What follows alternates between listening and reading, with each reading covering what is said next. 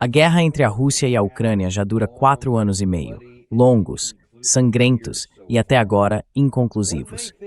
Pode-se pensar que o lado ucraniano vai fazer tudo o que puder para acabar com essa guerra, por causa do custo profundo para si mesmo e para seu povo, especialmente para seus combatentes. Mas se é isso que você pensa, você está errado. Na verdade, o presidente Zelensky não está apenas tentando vencer sua guerra contra a Rússia. Ele vai expandi-la para outros frentes. E pode ser isso maluco.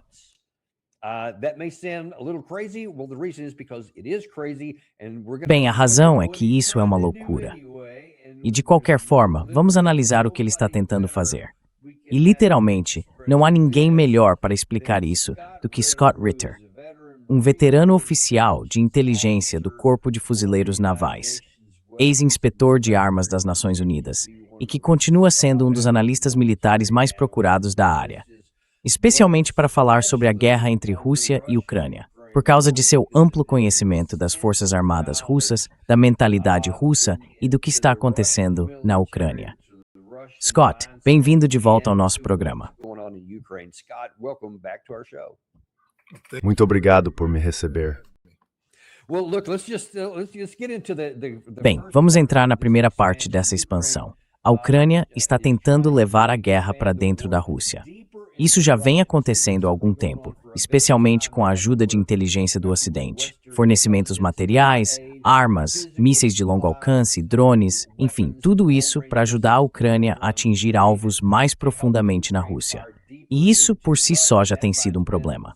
Mas mais recentemente, o lado ucraniano ampliou os alvos. Agora, eles têm atingido uma espécie de wildberries, que seria como uma Amazon na Rússia, e têm saído vídeos bastante espetaculares desses ataques.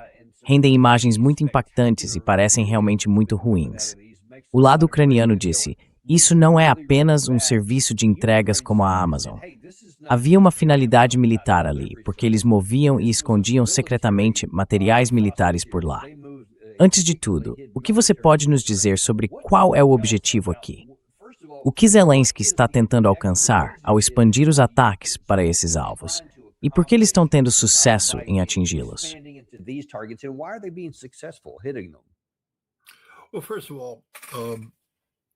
Bem, antes de mais nada, sabe, a Ucrânia vem perdendo a guerra para a Rússia há um período considerável. Na verdade, pode-se dizer que ela perdeu a guerra no momento em que ela começou. Mas graças a bilhões de dólares, centenas de bilhões de dólares em assistência financeira ocidental, equipamento militar e treinamento, a Ucrânia conseguiu prolongar a agonia de uma nação, a nação sendo a Ucrânia. Eles vêm trabalhando ativamente para disfarçar o fato de que não tem uma solução para o problema militar. Olha, você se lembra de junho de 2023, da grande contraofensiva de verão? Quer dizer, foi muito promovida. O próprio general Zaluzhny a apresentou ao público em dezembro de 2022, explicando exatamente o que fariam. Lançaram um ataque maciço usando forças treinadas pela OTAN, usando táticas da OTAN, para dividir a ponte terrestre e obrigar a Rússia a se render.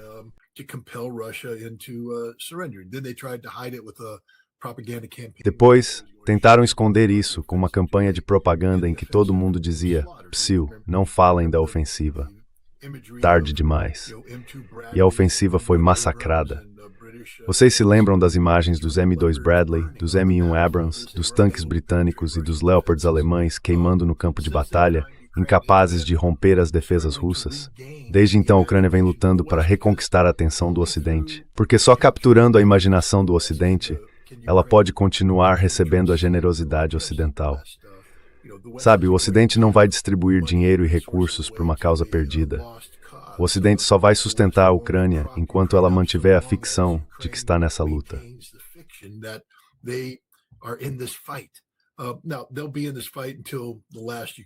Agora, eles vão permanecer nessa luta até o último ucraniano, ao que parece. Mas, sabe, o fato é que estão perdendo, e perdendo feio.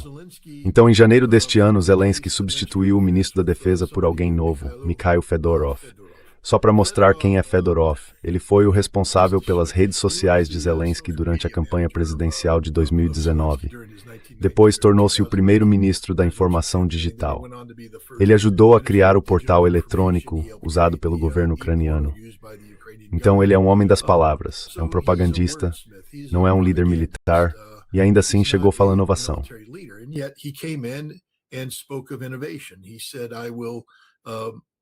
Ele disse, vou libertar a Ucrânia da máquina de moer carne da linha de frente, onde o general Syrskyi, o comandante, dizia, preciso de mais brigadas, preciso preencher as lacunas, preciso lançar contra-ataques para manter a percepção de vitória ucraniana. Mas isso estava custando tudo à Ucrânia. Eles estavam ficando sem homens. Então Fedorov foi até Zelensky e disse, podemos fazer isso de outra forma. E isso foi algo impulsionado pelo Ocidente. Usar tecnologia, drones e inteligência artificial para criar a percepção de vitória ucraniana. Foi assim que começaram os ataques de longo alcance, os ataques de drones de longo alcance dentro da Rússia. Em maio, Zelensky disse, este vai ser o verão do drone.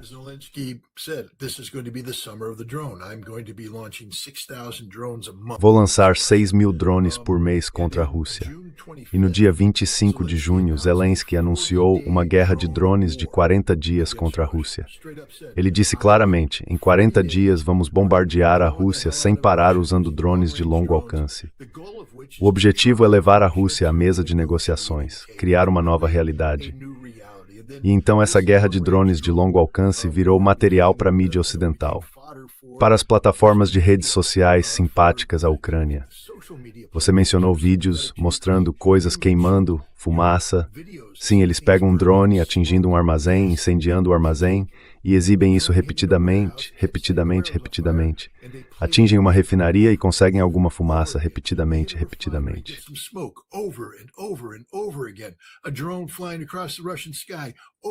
Um drone voando pelo céu russo, repetidas vezes, como se fosse uma reprise do mesmo evento, e a Ucrânia venceu a guerra. Mas não foi isso que aconteceu. Veja, a Ucrânia está perdendo a guerra. E isso ficou evidente em 15 de julho, quando Fedorov foi demitido. Veja, você só pode exibir um vídeo por um certo tempo. Mas o ponto-chave para criar dissuasão é realmente ter algo que faça o outro lado dizer, espere um minuto. A Ucrânia está tentando criar a percepção de que tem a capacidade de causar sofrimento. Sabe, isso é algo de que Thomas Schelling fala em suas teorias de jogos de guerra. A capacidade de causar sofrimento, de levar sofrimento ao inimigo. A Ucrânia não está causando sofrimento à Rússia.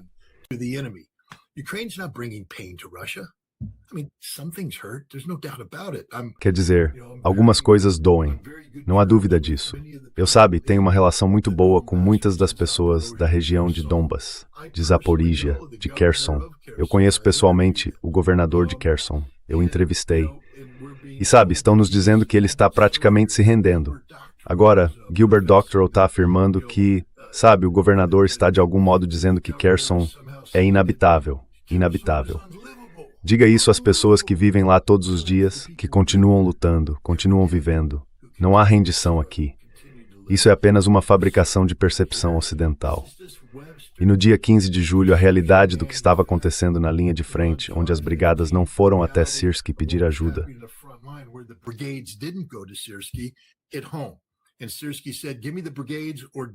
E Syrskyi disse, me dê as brigadas ou vamos perder tudo.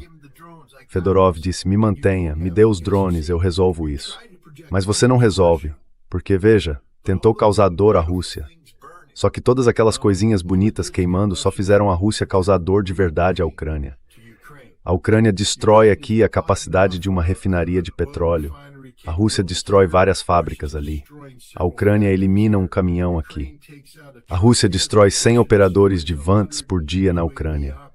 A Rússia está causando dor de verdade à Ucrânia, dor de verdade, destruindo a Ucrânia por completo. E essa é a realidade. As forças de Zelensky estavam sendo aniquiladas na linha de frente. Ele precisava das brigadas. Então Zelensky demitiu Fedorov.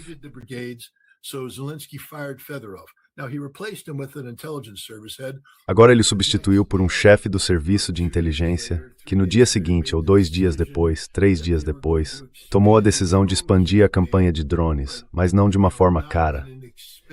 Disseram, vamos começar a atacar Wildberries. Por quê? Porque querem fazer o povo russo sentir na pele. Então agora começam a enviar seus drones e atingem alguns centros de distribuição da Wildberries. E cara, eles pegam fogo muito bem. Há muitas caixas de papelão lá dentro, com nada além de produtos civis.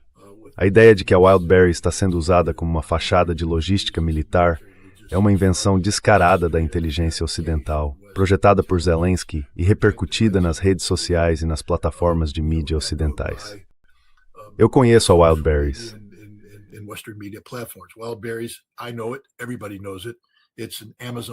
Todo mundo sabe disso. É uma varejista online parecida com a Amazon e agora ele está destruindo tudo. O que isso causou?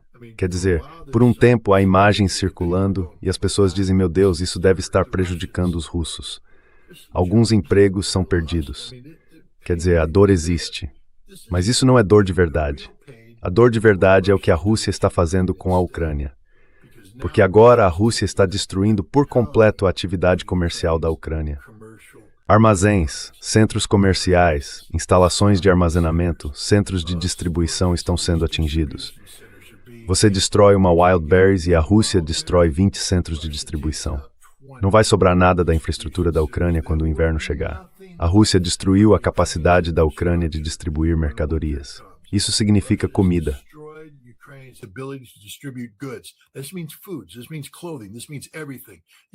Isso significa roupas. Isso significa tudo. O povo ucraniano foi abandonado pelo seu governo e deixado à mercê de uma nação capaz de causar dor de verdade. E é isso que a Rússia está fazendo agora. Enquanto isso, a Rússia continua destruindo toda a infraestrutura industrial da Ucrânia.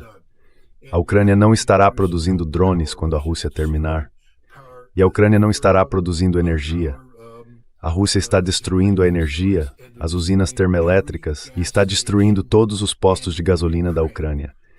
Eles estão começando na linha de frente e avançando para trás. Quando a Rússia terminar, não haverá capacidade de distribuir gasolina.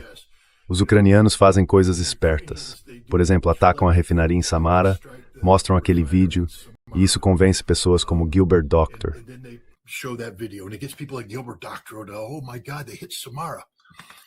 Meu Deus, eles atingiram Samara.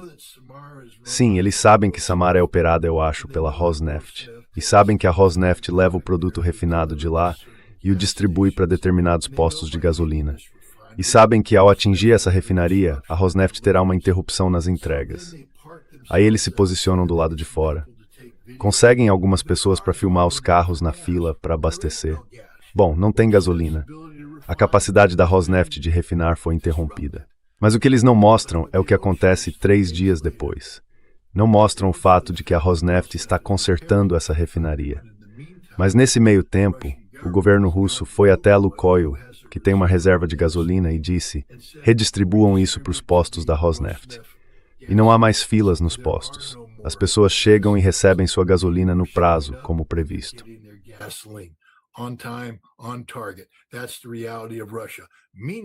Essa é a realidade da Rússia. Enquanto isso, na Ucrânia não há postos de gasolina para as pessoas fazerem fila. Não há postos, não há gasolina, não há nada, não há vida. Essa é a realidade do que está acontecendo.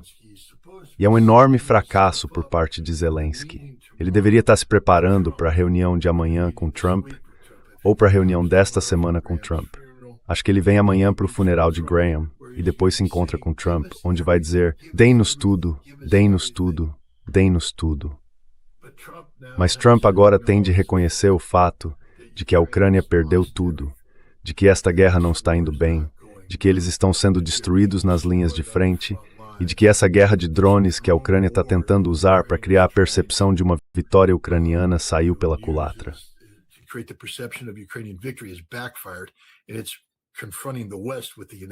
E isso confronta o Ocidente com a inevitabilidade do fim da Ucrânia como um Estado-nação moderno.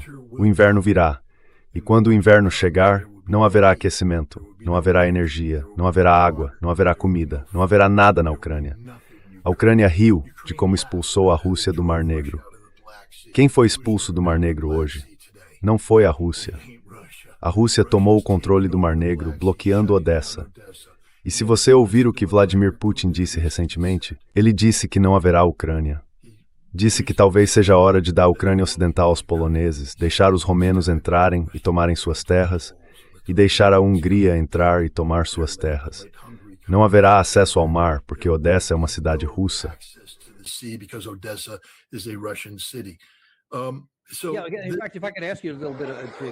Na verdade, se eu puder te perguntar um pouco, o que tem acontecido em Odessa? Porque pelo que eu vi, me corrija se eu estiver errado quanto ao momento e à sequência dos acontecimentos, parece que Zelensky também, antes de tudo isso, avançou para o Mar de Azov e atacou muitos navios comerciais russos, que eles chamavam de uma suposta frota fantasma, mas eram navios comerciais. E então a Rússia começou a revidar. Agora parece que a Rússia, meio que reforçando o ponto que você levantou há um instante, respondeu de forma muito mais severa do que os danos causados à Rússia e que o porto de Odessa foi na prática fechado. Isso está correto?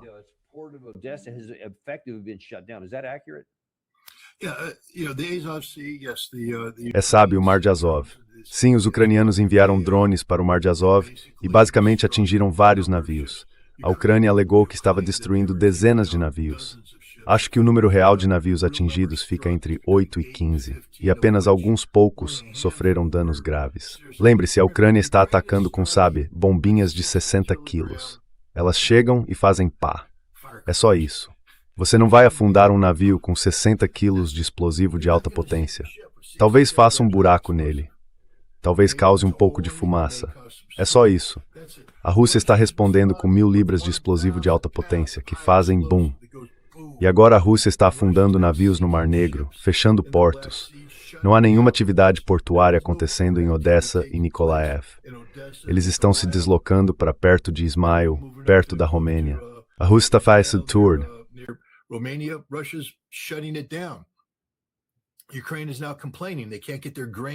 A Ucrânia agora está reclamando que não consegue levar seus grãos ao mercado. Não deveria ter começado uma guerra com a Rússia, atacando navios russos. A Rússia, e é isso que as pessoas não entendem, não esteve em guerra com a Ucrânia. A Rússia tratou a Ucrânia com luvas de pelica. Eles estão focados em fazer o que fazem na linha de frente e pagam um preço alto por isso. Porque, como resultado desse tratamento cauteloso da Rússia, a Ucrânia construiu uma zona segura na Ucrânia e na Europa que permite sustentar esse conflito. A Rússia dizia: não estamos em guerra com a Ucrânia, então não vamos tratar a Ucrânia como um alvo de guerra. Mas a Ucrânia decidiu que quer brincar de jogos estúpidos. E quando você brinca de jogos estúpidos, ganha prêmios estúpidos. Então agora a Rússia está em guerra com a Ucrânia, respondendo na mesma medida a tudo que os ucranianos fazem.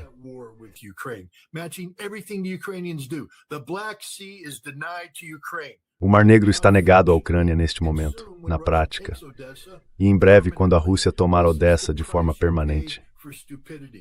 Esse é o preço que se paga pela estupidez. E Donald Trump está acordando para essa realidade. Quero dizer, Marco Rubio teve uma reunião com Sergei Lavrov há alguns dias, acho que em Singapura, à margem das reuniões da ASEAN. E ele basicamente disse que Anchorage está morto. Precisamos de novas ideias. E os russos estão temos algumas ideias novas para vocês. Que tal destruirmos tudo, ocuparmos tudo e vocês não ficarem com nada? O que acham dessa ideia? Porque basicamente essa é a ideia que está na mesa agora. Outras coisas interessantes estão acontecendo.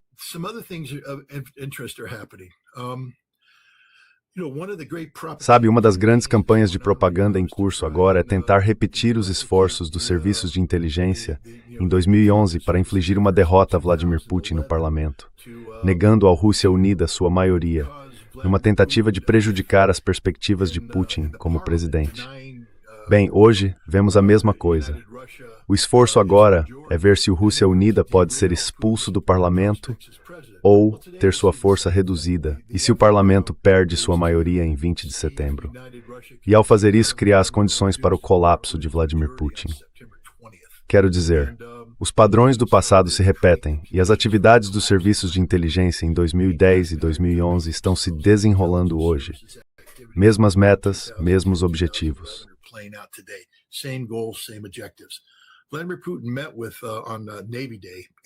Vladimir Putin se reuniu no Dia da Marinha com marinheiros e também com membros do parlamento e fez um discurso em que perguntou ao parlamento: vocês querem que a gente vá mais rápido? E eles literalmente gritam: sim. Então ele diz: mas para isso tem que haver mudanças, porque até agora fomos muito moderados no que estamos fazendo. Qualquer aceleração de que vocês falam não só custará vidas, como também consumirá recursos e afetará a economia. E o parlamento disse sim. Então, há uma boa chance de que depois da eleição de setembro, quando Rússia Unida consolidar sua maioria, o parlamento passe a exigir a mobilização de 300 mil a 500 mil soldados russos. Esse é o número necessário para a Rússia tomar Odessa, tomar Kharkiv, tomar Sumy e encerrar este conflito para sempre.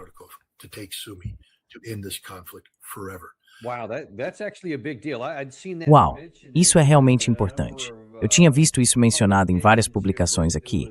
Aliás, vi em algumas publicações ucranianas dizendo que a Rússia poderia mobilizar até 500.000 de tropas.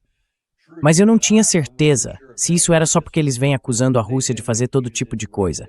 Mas você diz que isso é algo que está sendo discutido abertamente na imprensa russa, essa possibilidade. Discutido abertamente na imprensa.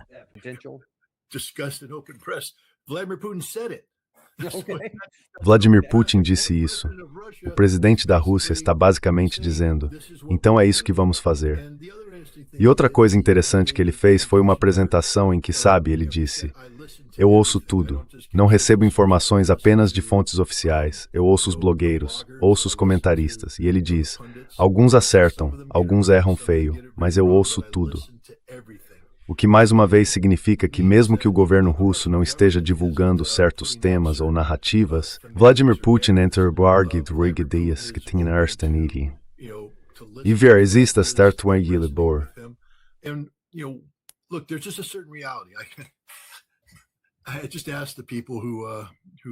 Eu só peço às pessoas que me odeiam: olhem para um mapa. Quer dizer, não acreditem em mim. Que se dane o Scott Ritter. Afinal de contas, eu sou uma marionete do Putin. Olhem para um mapa e tracem uma linha mostrando onde está a linha de frente agora.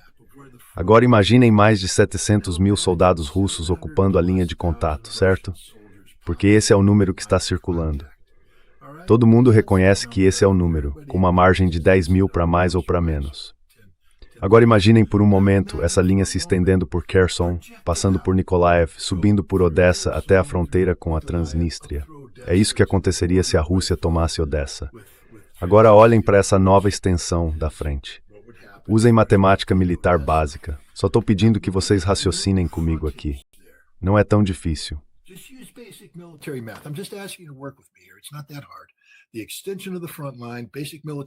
A extensão da linha de frente, pela matemática militar básica, significa que para fazer isso, serão necessários de 300 mil a 500 mil soldados adicionais.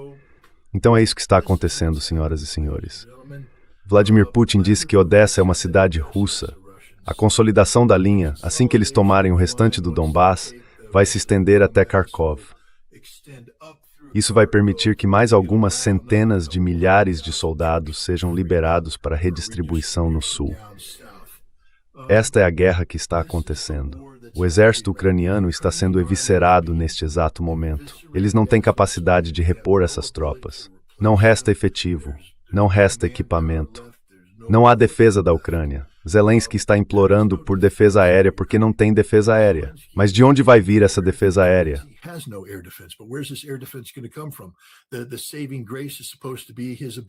A suposta salvação é a capacidade dele de produzir mísseis Patriot sob licença.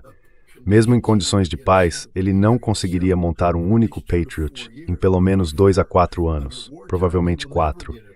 Em condições de guerra, ele jamais conseguirá montar um Patriot.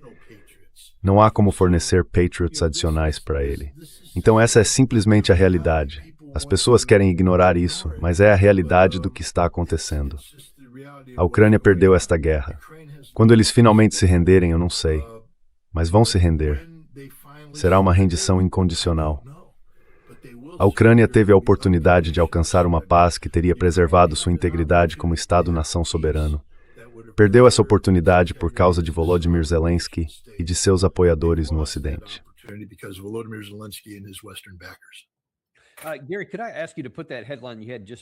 Gary, você poderia colocar de novo na tela, por um segundo, aquela manchete que você mostrou há pouco, dizendo que Putin estava considerando mobilizar 500 mil de pessoas? Quero colocá-la na tela, porque foi algo que você acabou de mencionar, mas havia um comentário adicional ali. Eu gostaria de saber sua opinião sobre o que isso significa e como você interpreta isso. Então vamos ver. Aí está. Então, a opinião pública sobre Putin, pública. Qual é a palavra ali? Despenca. Mas quando você olha de fato para o índice de aprovação, e este aqui é o mais recente, despenca é um termo relativo. O último da lista aqui, e aliás, isso é igual, tanto em fontes dos Estados Unidos quanto em fontes russas, mostra aprovação de 74% e desaprovação de 21%. Nenhum líder ocidental jamais teve um índice tão alto.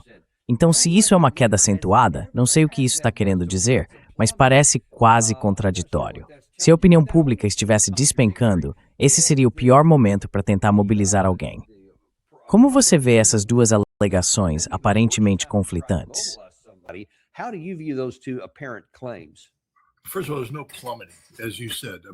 Antes de mais nada, não há queda livre nenhuma, como você disse. Quer dizer, isso é uma baixa. Se você colocar aquele gráfico de volta na tela, vai ver que os índices de aprovação do presidente Putin não formam uma única linha reta. Há oscilações. Quer dizer, em algumas ocasiões, ele já caiu até abaixo disso. Grande parte disso é motivada pela economia. A guerra trouxe níveis de apoio sem precedentes. Mas agora não é que o povo russo seja contra a guerra. É justamente o contrário. As pessoas simplesmente não estão interpretando isso direito. O povo russo quer que essa guerra termine com uma vitória russa completa, total e absoluta. Eles não aceitarão nada menos do que isso. Nada menos do que isso. A razão de termos uma baixa aqui é porque Vladimir Putin estava acolhendo a cúpula de Anchorage.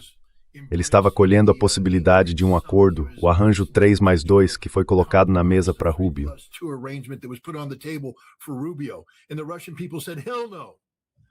E o povo russo disse, nem pensar. De jeito nenhum, meu amigo. Vocês não vão nos mandar para a guerra. Não vão sacrificar nossos filhos, não vão sacrificar nossos maridos e depois falar em acordo. Não haverá acordo. E agora Vladimir Putin, aliás, no momento perfeito para as próximas eleições de setembro, está dizendo que talvez seja a hora de tirarmos as luvas. Eles estão fazendo isso agora mesmo, bombardeando a Ucrânia até destruí-la. E agora ele está dizendo à Duma. Eles gritaram mobilização. Eles gritaram isso. E o presidente respondeu, estou ouvindo vocês. Vocês não entendem o que está acontecendo? A aprovação dele vai disparar às vésperas das eleições de 20 de setembro. O Rússia Unida vai vencer tudo. Qualquer outro partido só estará lá e sobreviverá se disser que apoia Vladimir Putin. E acabou. Está decidido. Terminou. É isso.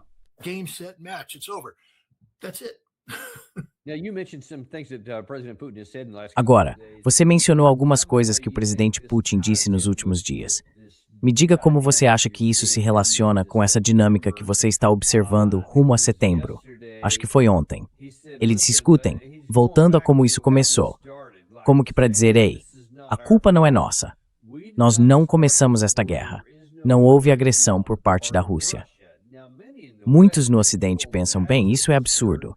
Obviamente, vocês invadiram em 24 de fevereiro de 2022. Então, sabe, ele perdeu a cabeça? Tá senil e assim por diante. Mas ontem, desculpe, não, esta manhã eu acho, pelo menos houve um vídeo divulgado esta manhã. O presidente Putin colocou isso em contexto, explicando o que ele quer dizer quando afirma quando a guerra realmente começou. E isso vem antes de 2014.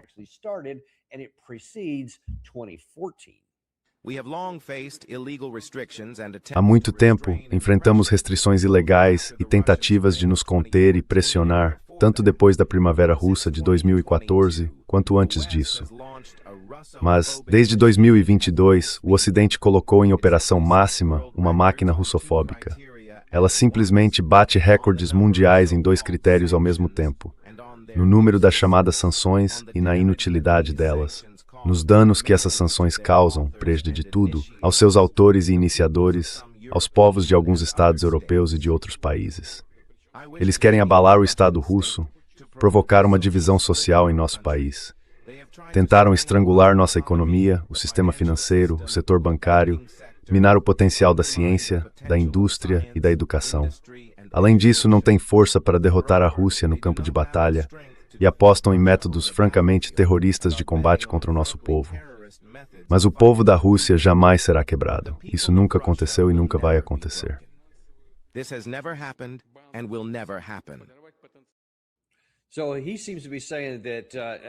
Então ele parece estar dizendo que essa é a minha interpretação, e você está muito mais alinhado com isso do que eu. Ele está falando com essas pessoas que você acabou de descrever, seja a Duma ou as pessoas que dizem, não recue. É como se estivesse dizendo que a nossa causa é justa, porque isso começou em 2014. Agora eu pediria que você analisasse a diferença bastante radical na interpretação desses acontecimentos. Não acho que Putin esteja tentando convencer ninguém no Ocidente de coisa alguma, mas ele parece estar tentando, talvez não convencer, mas se alinhar à visão na Rússia de que isso foi imposto a eles há muito tempo, no passado.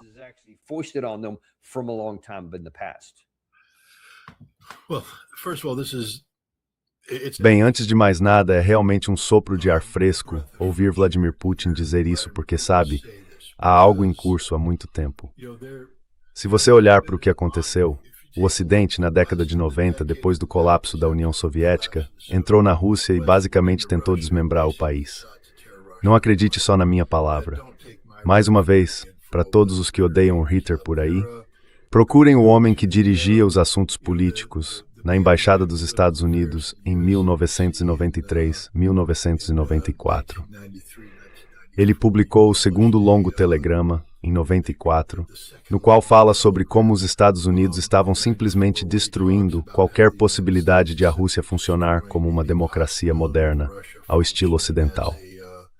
Estamos destruindo as instituições da democracia ao apoiar cegamente um brutal do Boris Yeltsin.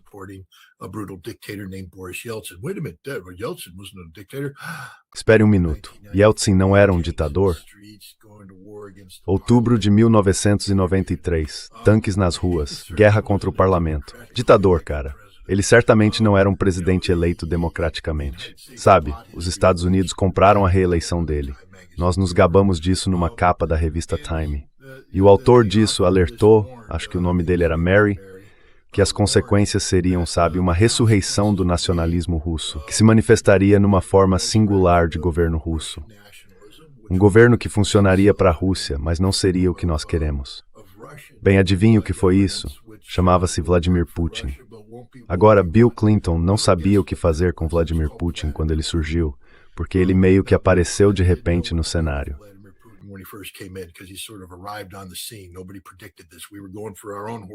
Ninguém previu isso. Nós estávamos apostando nos nossos próprios cavalos. A CIA estava financiando. George W. Bush achava que podia olhar nos olhos de Vladimir Putin e ver a alma dele. Mas isso era... Ele simplesmente não entendia nenhum aspecto daquilo. Mas o verdadeiro problema surgiu porque, sabe, durante aquele período, enquanto Bush olhava para a alma dele, Vladimir Putin tentava fazer as pazes com o Ocidente. Queria se tornar um parceiro da OTAN pela paz. Queria entrar na OTAN. A OTAN disse não. E então chegamos a Barack Obama. Barack Obama tinha um assessor chamado Michael McFaul. Michael McFaul hoje é professor em Stanford. Ele entrou e convenceu Barack Obama de que a forma de derrotar nós, os Estados Unidos, derrotar Vladimir Putin era por meio de mudança de regime.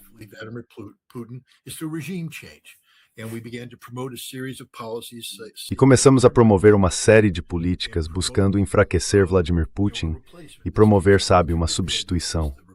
Nesse caso, Dmitry Medvedev era a substituição. Era simplesmente uma mudança de regime aberta. Mas naquela época, de novo, porque você falou disso, sabe, acabou de exibir o discurso do Putin, isso não surge do nada. Joe Biden, soa familiar, pessoal.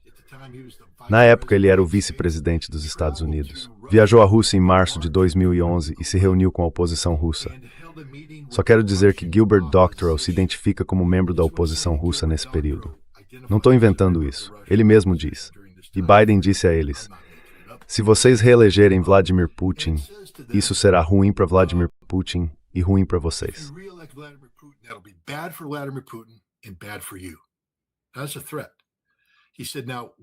Isso é uma ameaça.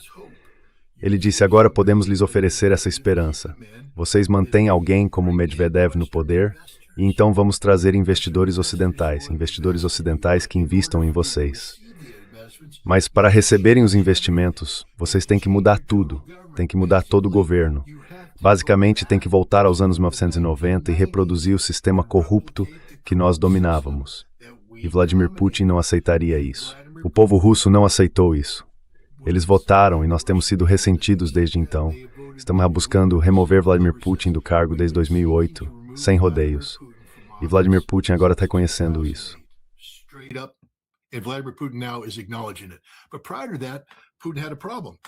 Mas antes disso, Putin tinha um problema, porque o Ocidente, ao longo dos anos 90, tinha se infiltrado profundamente.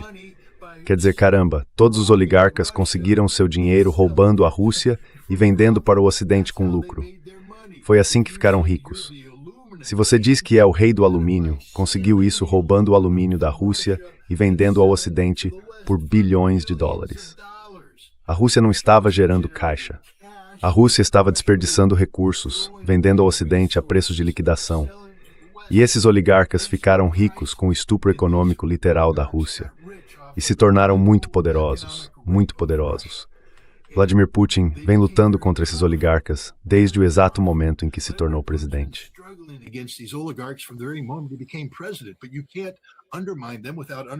Mas você não pode enfraquecê-los sem enfraquecer a economia russa como um todo. Então é um processo gradual de enfrentamento da corrupção, de forma gradual. Mas o Ocidente sempre teve seus tentáculos ali. E com isso sempre teve a capacidade de potencialmente corromper a Rússia por dentro. Foi isso que Joe Biden tentou fazer em 2011. E é isso que Vladimir Putin disse corretamente que está acontecendo agora. Quando há vozes falando sobre a possibilidade de engajamento econômico com o Ocidente, sobre a capacidade de o Ocidente voltar com seus recursos. Mas veja o que Scott Bessent e Donald Trump estão oferecendo aos russos.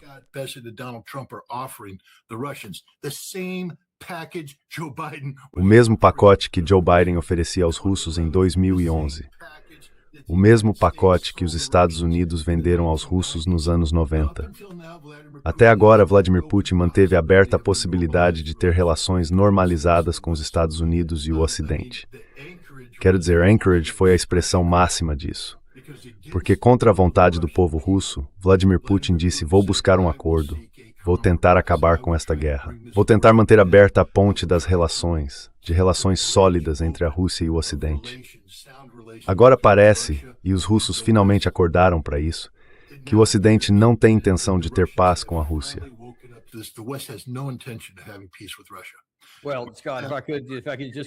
Bem, Scott, se eu puder acrescentar algo aí, Vladimir Putin, naquele discurso que acabamos de exibir, falou sobre a russofobia no Ocidente. E se houve algum exemplo mais contundente e oportuno disso no fim de semana, aqui está um senador dos Estados Unidos, na Casa Branca, meio que confirmando o que o presidente Putin diz.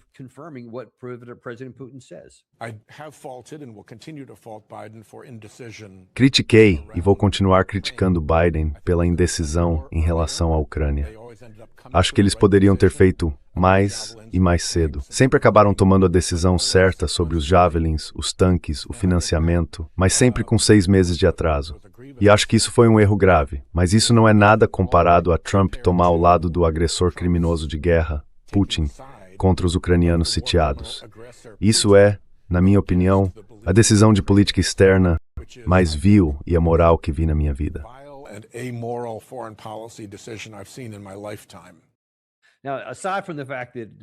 Agora, deixando de lado o fato de que Marco Rubio disse no mês passado que escolhemos um lado, e esse lado foi a Ucrânia, eu não sei do que ele está falando.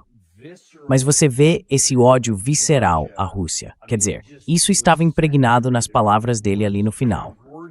Como pode haver qualquer tipo de cooperação se é isso que os nossos principais senadores dos Estados Unidos...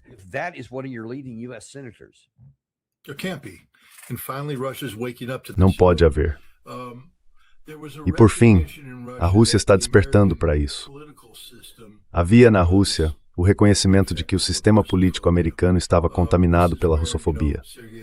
Foi nesse contexto que Sergei Lavrov disse que os americanos são incapazes de cumprir acordos, mas sempre houve a esperança de que pudesse haver algum tipo de entendimento, e de que Trump, como empresário, pudesse superar o Estado profundo e a atitude russofóbica desse Estado profundo e se engajar com empresas americanas. E essa era a promessa da cúpula do Alasca: alcançar um cessar-fogo e depois viabilizar os investimentos que, você sabe, impulsionariam enormemente as economias russa e americana. Mas os russos agora chegaram à conclusão de que Anchorage não passou de uma fachada, uma encenação, para ganhar tempo e rearmar a Ucrânia, levando ao ponto em que está hoje.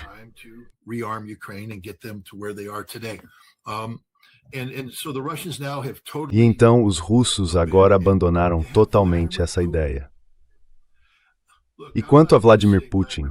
Olha, não vou dizer que Vladimir Putin lê Scott Ritter, mas o que ele escreveu ali é literalmente uma repetição, palavra por palavra, de artigos que publiquei no ano passado e no começo deste ano, alertando os russos de que não podem se envolver com o Ocidente, porque o Ocidente busca apenas a destruição deles. E até que o Ocidente mude sua abordagem fundamental, os Estados Unidos precisam mudar sua estratégia declarada em relação à Rússia. O objetivo estratégico dos Estados Unidos é a derrota da Rússia, a derrota estratégica da Rússia. Isso significa não apenas derrotar os militares, mas com a economia, colapsar a sociedade para remover Vladimir Putin do poder.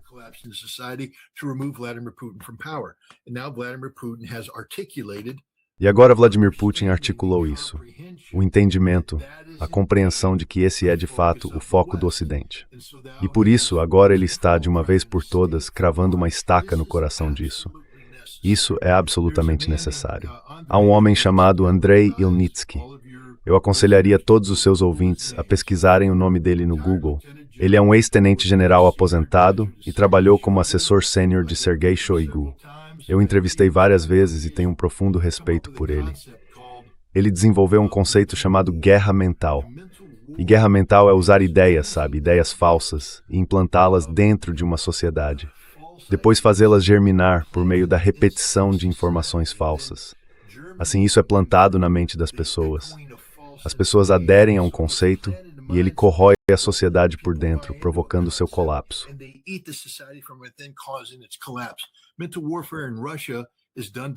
A guerra mental na Rússia é conduzida por pessoas que dizem que você só pode alcançar grandeza por meio do envolvimento com o Ocidente. Você precisa de capital ocidental para fazer sua economia funcionar. Precisa da cultura ocidental para fazer sua sociedade valer a pena. E eles levam isso para lá. Então você tem essa câmara de eco nas redes sociais ocidentais que transmite tudo para dentro do país. Isso começa a repercutir dentro da Rússia e a destruí-la. Ilnitsky se preocupa com isso há muito tempo. E você vê Dmitry Kirillov, assessor do presidente Putin, falando que existe o potencial para boas relações.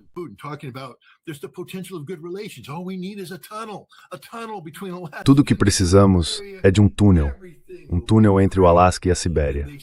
Aí tudo vai ficar ótimo. E eles mandam o Kushner, mandam o Witkoff, que falam sobre a promessa de que, cara, se vocês simplesmente nos derem todos os seus minerais de terras raras, as coisas vão ficar bem. E é nesse tipo de estupidez que as pessoas na Rússia, as pessoas pró-Ocidente, se agarraram. Vladimir Putin acabou de cravar uma estaca no coração daquele vampiro. Esse discurso que você acabou de mencionar é um dos discursos mais importantes que Vladimir Putin já fez, e ele será ignorado no Ocidente. E ali está ele, Andrei Ilnitsky.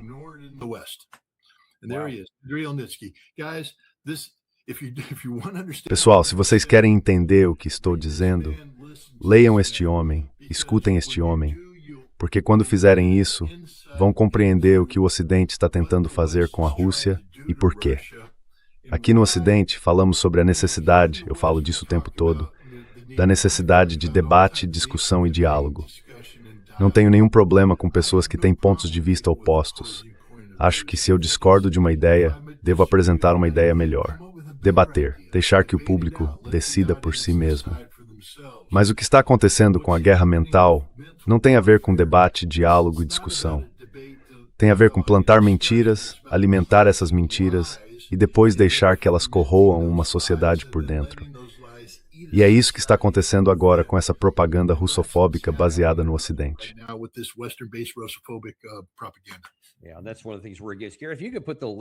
Sim, essa é uma das coisas a que nos opomos aqui. Se você puder colocar o link disso na descrição abaixo, seria ótimo, para que as pessoas possam ir lá e assistir de fato aquela entrevista. Provavelmente eu serei uma delas. Quero mudar um pouco de assunto. Temos analisado basicamente as questões entre os Estados Unidos e a Rússia e como isso está afetando a guerra e assim por diante. Mas como eu disse no início, Zelensky está expandindo a guerra, não apenas atacando alvos militares e econômicos mais profundamente na Rússia, mas ele está de fato expandindo geograficamente como ele. E isso pode surpreender muita gente.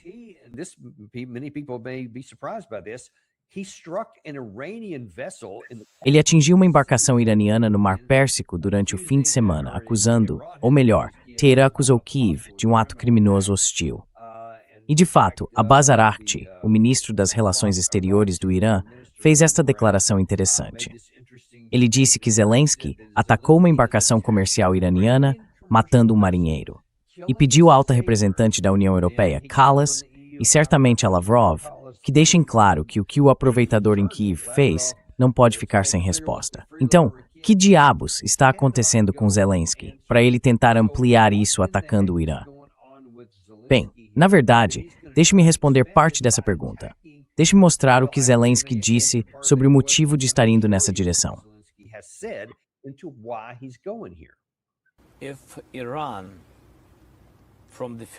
Se o Irã, desde o primeiro ano da guerra, deu novas bases, nova tecnologia à Rússia, foram os drones Shahed. Eles deram milhares desses drones no primeiro ano da guerra.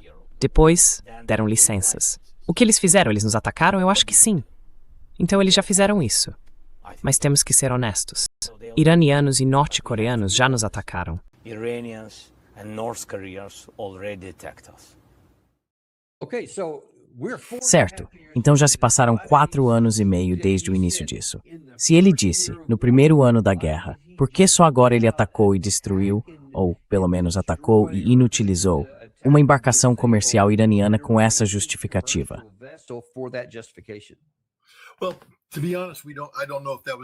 Bem, para ser sincero, não sei se isso foi feito deliberadamente. Porque inicialmente a informação era de que os ucranianos tinham atingido um navio russo que enviava mercadorias ao Irã. Então acho que a inteligência ucraniana, na verdade, errou nessa. Mas aí, quando ficou claro que era um navio iraniano... Sabe, Zelensky, lembre-se de quem estava fazendo aquela entrevista? Laura Loomer, que, enfim, vamos deixar por isso mesmo, uma espécie de autoparódia de jornalista. Este é um homem desesperado para apresentar qualquer coisa de uma forma que pareça positiva. Os Estados Unidos, neste momento, estão tendo uma dificuldade extraordinária com o Irã. Donald Trump teve de cessar as hostilidades justamente no momento em que disse que ia descer o martelo, porque estamos sem munição. E agora há um reconhecimento cada vez maior de que não temos mais nada.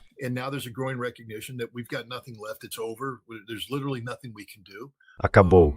Literalmente não há nada que possamos fazer e há frustração. Então agora Zelensky está basicamente apertando esse botão antes de conversar com Trump. Ele está dizendo, o Irã também é um problema aqui, estamos fazendo um favor a vocês, Estados Unidos, atingimos um navio iraniano. Não acho que ele soubesse que estava atingindo um navio iraniano quando o atacaram, mas agora ele está levando crédito por isso. E depois inclui a Coreia do Norte. Quer dizer, porque agora há rumores possivelmente verdadeiros de que os norte-coreanos vão fornecer até 30.000 soldados para defender parte da fronteira russa. As tropas norte-coreanas não lutam em Donbas, Zaporizhia e Kherson. É uma operação puramente russa. Mas eles vão assumir um setor. Eles ajudaram na libertação de Kursk.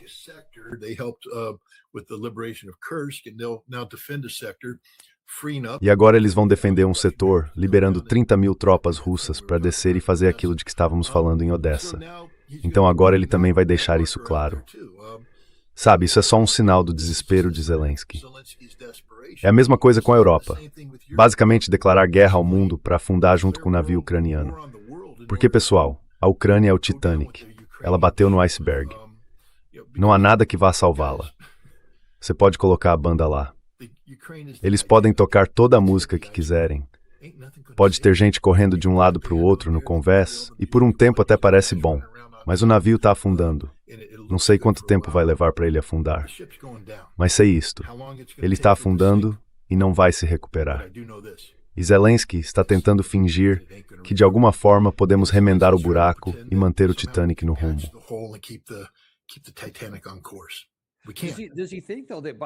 Não podemos. Mas será que ele acha que tenha sido um acidente ou algo intencional? E agora ele certamente está dizendo que foi intencional. Então ele diz, sim, eles estão em guerra conosco, então afundamos aquele navio. Será que ele acha que de alguma forma isso pode gerar mais apoio para ele? Que alguém vai dizer, bem, vamos fazer mais pela Ucrânia? Porque eu realmente não consigo encontrar uma boa razão para ele querer fazer isso.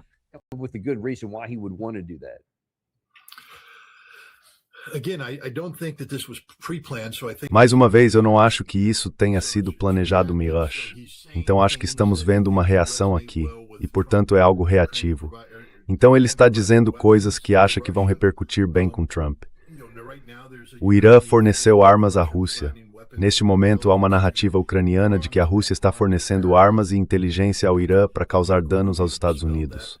Acho que Marco Rubio desmentiu isso, mas isso faz parte da Ucrânia. Isto é uma guerra de propaganda. É isso que as pessoas precisam entender. Estamos no meio de uma guerra de informação em que as coisas estão sendo exageradas. Tudo que é simpático à causa russa, à realidade da Rússia, é suprimido. Tudo que amplia o potencial de uma vitória ucraniana ou a legitimidade da causa ucraniana é ampliado.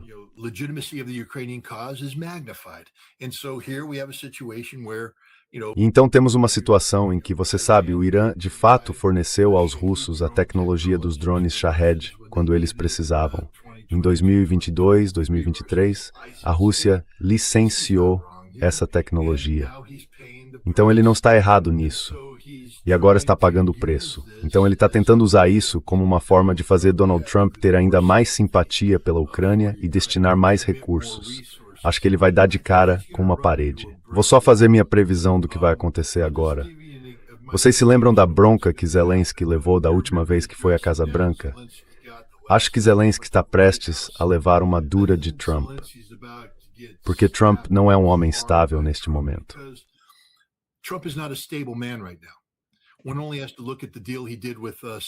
Basta olhar para o acordo que ele fez com a Arábia Saudita. Estamos falando de uma negociação de 6 meses para levar tecnologia nuclear à Arábia Saudita, que finalmente foi concluída.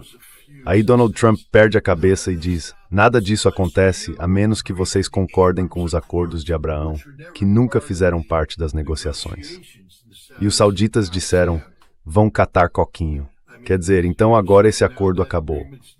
Esse é Donald Trump. Ele prometeu autorizar o fornecimento da tecnologia Patriot. Zelensky vai entrar, vai exagerar na dose, e Donald Trump, eu acho, vai explodir. E acho que vocês vão ver Zelensky ser expulso da Casa Branca. Essa é a minha previsão.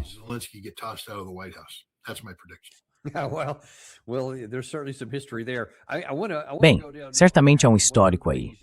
Quero abordar mais uma coisa que você disse sobre a guerra com o Irã. Você falou do nosso problema com munições, de como elas foram gastas durante a guerra e do que nos resta para continuar conduzindo a guerra. E falou também da guerra de propaganda. Acontece que algumas das vítimas, ou talvez dos alvos, dessa guerra de propaganda são os americanos. Aqui está Mike Waltz no fim de semana tentando descartar isso. Gary, vamos rodar o primeiro aqui. Chama-se Armas de Waltz.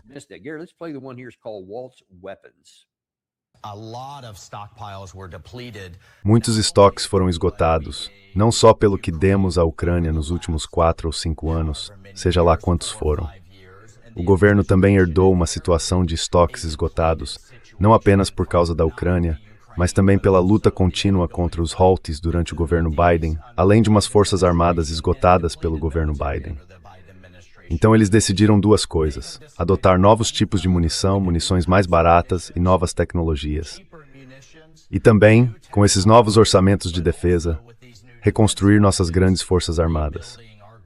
As Forças Armadas dos Estados Unidos, e eu verifiquei isso de todas as maneiras possíveis, têm tudo de que precisam para conduzir essa campanha da forma mais eficaz necessária. E preciso dizer, as pessoas que estão vazando esse absurdo merecem estar na prisão.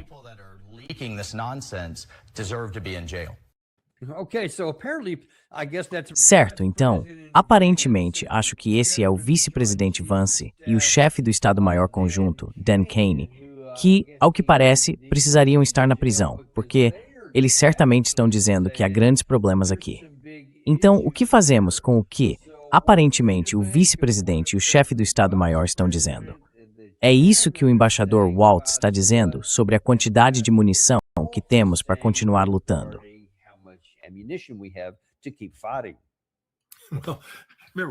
Lembre-se, Waltz é a face pública, ele não formula políticas, é o embaixador dos Estados Unidos nas Nações Unidas. Então o trabalho dele é servir como caixa de ressonância da política americana, projetá-la para a comunidade internacional. Uma das formas de fazer isso, e mais uma vez voltamos à teoria dos jogos de guerra de Thomas Schelling, é a capacidade de infligir dor. Se você tem essa capacidade de infligir dor, isso traz um certo valor de dissuasão, porque as pessoas dizem, eu não quero que essa dor seja infligida a mim, então agora estou dissuadido. E o trabalho de Mike Waltz é, sabe, basicamente usar os Estados Unidos, a percepção do poder americano nesse fórum internacional, para intimidar as nações e levá-las a obedecer. Esse é o trabalho dele. É só isso que ele faz.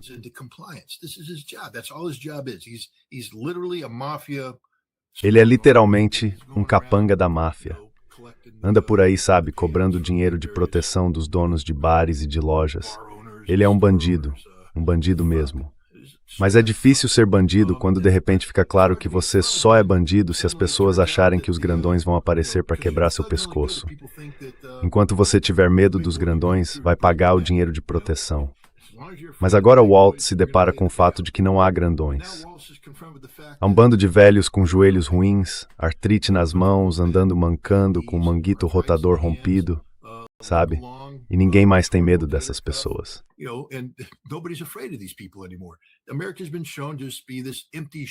Os Estados Unidos se mostraram apenas uma casca vazia de potência. Sabe, não conseguimos derrotar o Irã.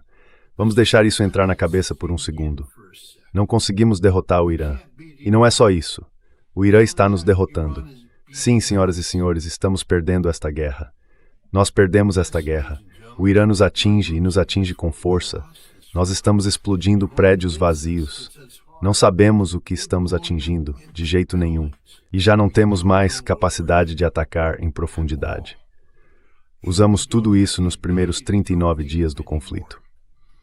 Não foi como se de repente tivéssemos balançado magicamente uma varinha e toda a nossa indústria de defesa acordasse e dissesse: vamos produzir muito mais mísseis em um período bem curto.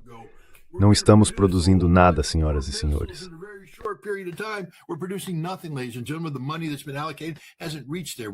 O dinheiro que foi destinado não chegou lá. Ainda não estamos aumentando nossa produção. Podemos aumentar mais adiante, mas vão levar anos para isso acontecer. Enquanto isso, Donald Trump voltou a se envolver dizendo: eu quero um conflito mais intenso. Mas não ficou mais intenso. Foi mais intenso nos primeiros 39 dias. Por quê? Porque não temos munição. Nada. E olhem só o tempo que isso leva. São 64 meses para fabricar um míssil SM-3, mas já consumimos 2/3 dos nossos SM-3. 80% dos mísseis THAAD acabaram. 53 meses. SM-6, JASSM, Tomahawks. Nós só tínhamos 90 dessas munições de ataque de precisão. Leva 46 meses, tínhamos 90, usamos 80, restam 10. Pessoal, acabou. Não temos munição.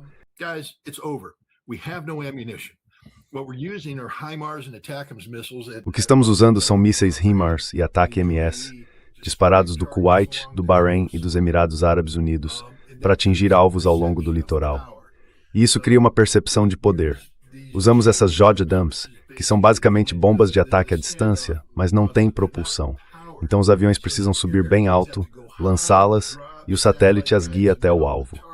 Bom, um dos problemas das JDAMs é que elas sofrem interferência. Quero dizer, pessoal, vejam o que os russos estão fazendo com as Shahdam. Elas sofrem interferência, são abatidas, tudo isso. Não estamos atingindo nada. E quando entramos mais fundo, estamos bombardeando prédios vazios. Não sabemos o que estamos atingindo e só estamos gastando munição. E Donald Trump disse, eu realmente quero aumentar a pressão.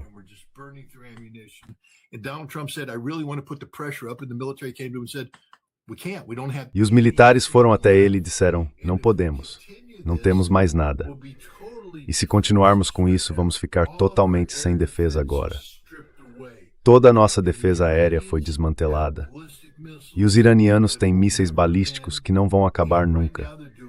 E neste momento eles estão nos causando muitos danos. Estão destruindo hangares que não deveriam estar destruindo, mas estão destruindo. E se continuarmos esta guerra, vão destruir todos os hangares. Não vamos ter mais nada. Perdemos esta guerra. Então paramos a guerra. Agora ele não declarou um cessar-fogo formal. Nós simplesmente paramos de bombardear. E aí os iranianos disseram, bom, vocês param os bombardeios e nós paramos nossos mísseis. Então há um cessar-fogo que não é um cessar-fogo. Certo?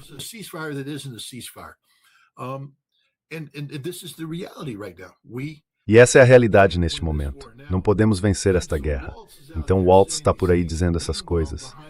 Enquanto isso, nos bastidores, Trump está sendo informado sobre a realidade por J.D. Vance, pelo general Kane e por outras pessoas. E há pessoas vazando isso para a imprensa. E aqui eu concordo com Waltz. Eu acredito na imprensa livre. Absolutamente. É nossa responsabilidade, como jornalistas, falar abertamente. E se temos acesso a informações, quero dizer, fazemos nossa própria avaliação cuidadosa para saber se estamos causando dano, um dano real, ao país. Mas como disse o New York Times, na decisão New York Times contra Estados Unidos, no caso dos papéis do Pentágono, o governo não pode esconder mentiras atrás de um muro de sigilo.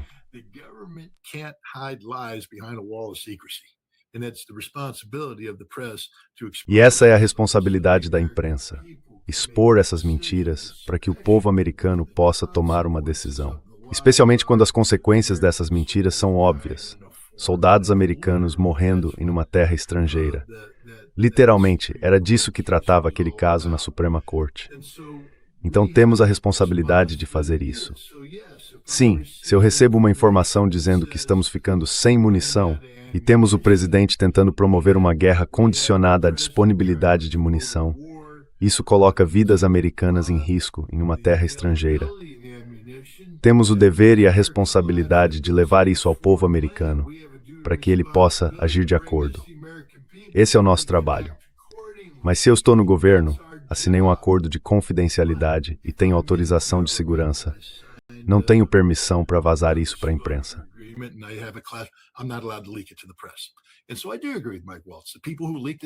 Então eu concordo com Mike Waltz. As pessoas que vazam isso para a imprensa precisam ser identificadas e processadas. Caso contrário, não há motivo para haver sigilo. Então nisso ele não está errado. Mas felizmente, há pessoas que têm coragem de denunciar mentiras quando elas acontecem. E algum dia, não agora, mas algum dia, acho que o judiciário vai reconhecer a intenção daquela decisão da Suprema Corte, New York Times versus Estados Unidos. Quando o governo usa segredos para esconder a verdade, e as consequências disso são soldados americanos mortos, você tem a responsabilidade de falar sobre isso. E, portanto, vazar essas informações não é crime. Acho que precisamos chegar a esse ponto.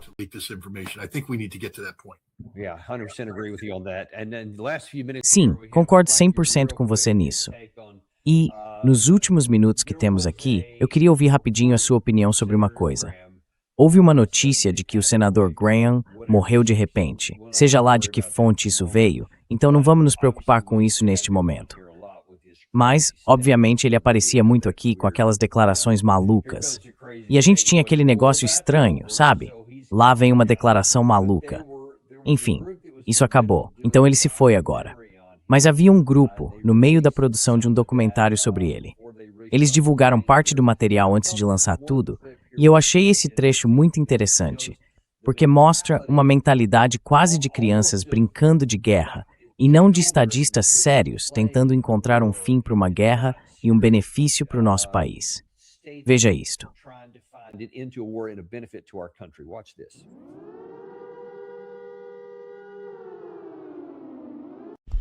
Praticamente tudo que eles têm foi destruído até agora. O número de mísseis deles está caindo muito.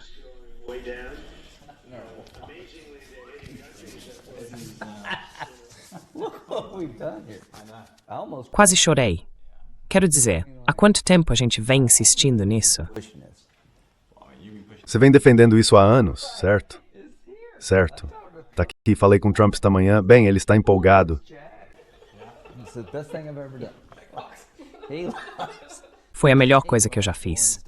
Ele adora explodir coisas. Então, sabe, havia muita gente lá dentro que não queria fazer isso. Então eu tive meus desafios. Mas o presidente Trump, quando entra no modo de concentração, ele ouve, faz boas perguntas, não posta no Twitter. Ele praticamente não tweetou, sem drama. Tem sido um grande presidente em tempos de guerra. Eu disse ontem à noite que Trump e Bibi são como Roosevelt e Churchill. Quero dizer, eles são os dois caras certos para enfrentar esse mal. They're the right two guys to confront this evil. Roosevelt and Churchill, what say you? Roosevelt e Churchill, o que vocês dizem? Primeiro de tudo, acho que precisamos ser honestos e francos aqui. Esses não foram comentários espontâneos feitos pela princesa perfumada no comando, a ex-princesa perfumada Lindsey Graham, que eu desprezo abertamente e sempre vou desprezar. Há uma equipe de documentário ali, ele está dizendo isso para a posteridade.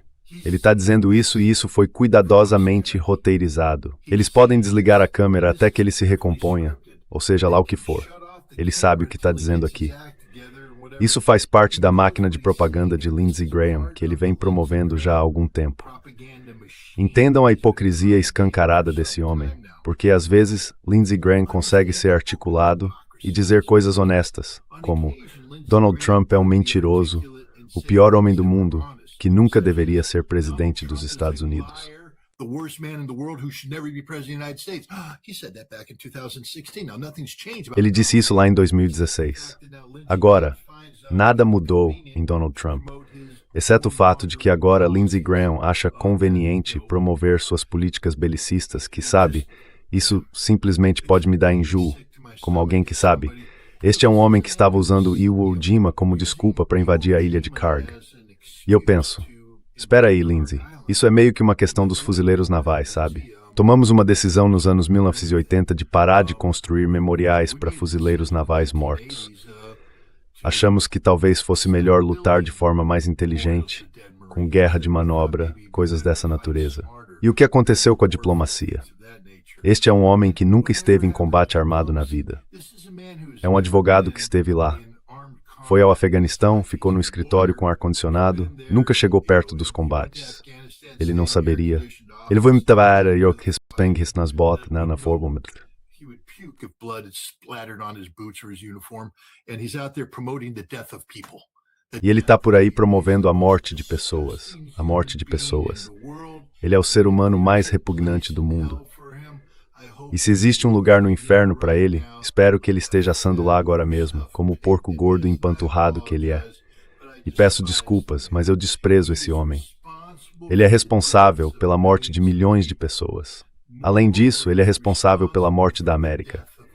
Se os americanos não entendem que estamos mortos, leiam a Constituição e entendam o que está acontecendo neste país agora.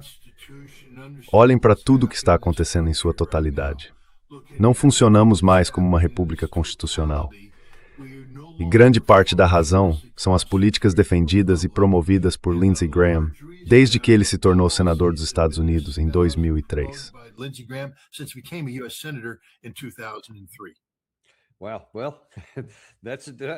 Bem, essa é uma posição discutível e defensável, e se sustenta por si só. Suas opiniões são aquilo que você diz que elas são, e há muita coisa a analisar nisso. De qualquer forma, muito obrigado por participar hoje. Desculpe encurtar um pouco, mas temos cerca de 1 minuto antes de recebermos Trita Parsi, que vai nos dar algumas perspectivas do lado iraniano e sobre o que está acontecendo naquela guerra. Isso será daqui a apenas 1 minuto, ao meio-dia aqui no canal. Mas, Scott, como sempre, é um prazer tê-lo aqui, e eu realmente agradeço suas opiniões. Obrigado, senhor.